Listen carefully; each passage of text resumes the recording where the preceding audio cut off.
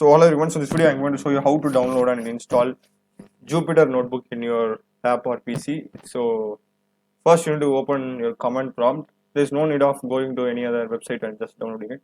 Just go to command prompt and type this command: pip install Jupyter notebook.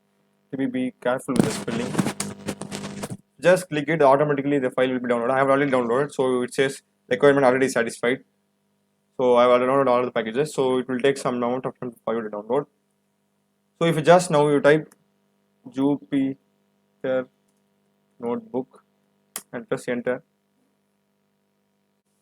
So you can also launch directly or install Jupyter notebook directly by using Anaconda Navigator. So you need to download Anaconda. I have done another video on how to download Anaconda.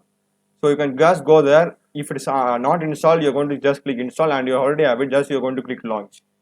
So these are some of the two ways by directly we can install Jupyter notebook without from using the website. So now we can see here Jupyter notebook has opened for me.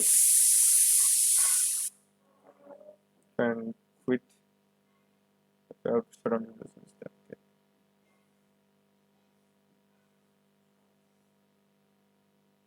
that's it.